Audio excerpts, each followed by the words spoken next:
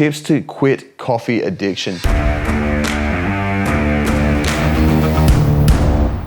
So many people are hooked on coffee. Now, I don't drink coffee at all. I haven't drank coffee for years. I used to love it. I still do love the taste of coffee. I get the smell, like when I smell coffee, I'm like, I want that, which is really quite crazy, right? That I walk past coffee and I smell it and I'm like, I immediately want it. Just like how a smoker smells cigarette smoke and just wants a ciggy, or someone who is an addict sees a certain, a drug addict sees a certain situation and wants to go and get on the gear. Coffee is a really, really strong drug, and it's very, very much underestimated. It's something that I think we need to be really, really careful of because it can be super detrimental. The reason why I quit coffee is because when I'm off coffee, I focus much, much better. Have you ever noticed when you're on coffee, you get really, really amped up, like your brain starts working really, really quick? This isn't a good thing. One of the biggest issues I see with a lot of the high level guys that I work with, and I know by now you've probably seen a couple of episodes and you'll know I work with some really, really high level human beings. One of the things that I see within high performers is that those who stay high performing and succeed over the long term, they have minimal stimulants in their life. Those who have highs and lows, ups and downs,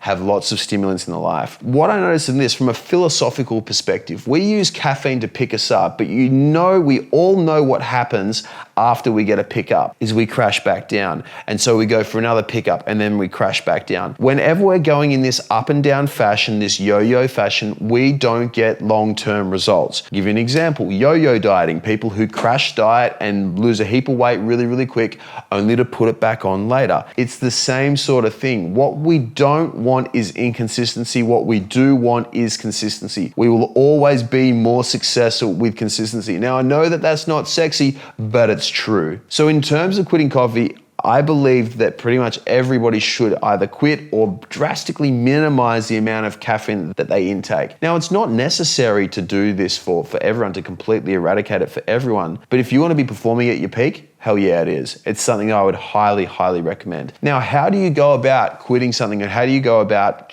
beating an addiction? Well, it's the same for any addiction, really. If we look at why addictions start, it's because we have an inherent deficiency within ourselves. There's something within us which we don't like or we don't feel good enough, and we're using a drug to bring us all the way up. First thing we need to look at is, what is it about me that needs to be better? A lot of people will say things like, I have my coffee because I can't focus. I'll have my coffee because I can't think. We need to change that mindset. We need to change that mentality, and we need to make it so that we believe that we can think, and we know that we can think without coffee. Because funnily enough, unless you started drinking coffee at the age of 5, you functioned perfectly well for many, many years without coffee. Why all of a sudden did you want it? The next thing after this that we need to look at is our sleep. A lot of people get stuck on coffee and start using a lot of coffee because they don't sleep well. And it's really quite funny. I mean, if you take a 40,000 foot view on it, we take coffee because we can't sleep. Coffee and the caffeine then sits in our system for between 6 and 12 hours, which then means that we don't sleep as well at night. So we wake up in the morning more tired, so we need another coffee.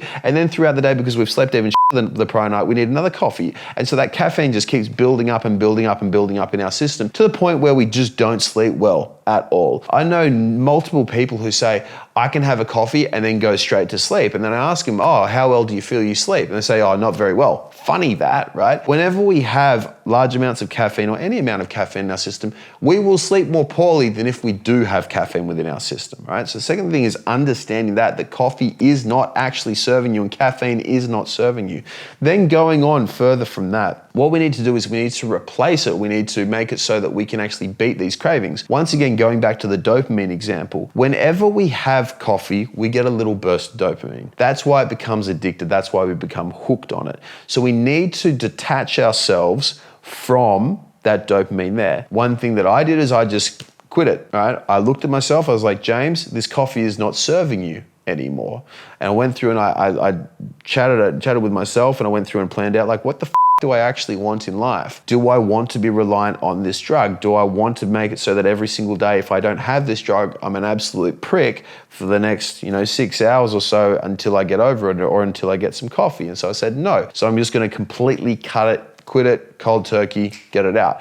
Now, yes, it does suck for a few days, sure, but you just mind over matter and push it through. Other alternatives you can do as well is you can trick your brain by going and switching to decaf. The most addictive part of the coffee, and this is very interesting, is the caffeine. But what actually ends up happening is that you take the caffeine and then you get the taste of coffee, which is why you like coffee. I don't know if anyone remembers their first cup of coffee, but I do. It tasted like I remember thinking, it's like, this is horrible. Why would anybody drink it? And then the next day when I smelled it, I was like, oh yeah, but it smells really good now. And I drank it again. Oh, it still tastes like but it smells really good. And then over time, I started to get more and more used to the taste to the point where I actually liked it. What happens there is that we get addicted to the caffeine first, but because the caffeine comes with the taste of the coffee at the same time, we pair that taste of coffee with the feeling of caffeine, which does feel good, which makes us hooked. So what we can do to actually circumvent this is going and just doing decaf. And you can start going on to decaf, you get less and less of a buzz, the dopamine levels come down, and then you can eventually wean yourself off it. It's a really, really easy, helpful way to go about it. That's what I'd recommend. So just to go through and summarize, because there's a fair bit in there. Number one, the very, very first thing that we need to do is we need to make sure we understand, what do we actually want in life? Like, what is it that we're going to? Does coffee serve us? Yes or no? Number two, what are the deficiencies that we have within us, or our beliefs that we have in us that make us feel we need or we want coffee? Number three, using something like decaf to pair it with so that we can gradually wean ourselves off that feeling. Now, yes, you can get withdrawals, you can get headaches, all that sort of stuff. It'll happen. Push through. Sometimes life is tough, and sometimes you have to make tough short-term decisions to have a much, much better long-term outcome. I hope you enjoyed the video. If you got something out of it and you want to learn more, click the link below or type in High Performance Conversations with James Cant, and you'll be able to check out all the podcasts that we've done. We cover a stack of different topics, everything from getting your mojo back, overcoming anxiety, self-doubt, self-esteem, and learning from some of the industries and some of the world's top performers in both business and in health. Look forward to having you on there.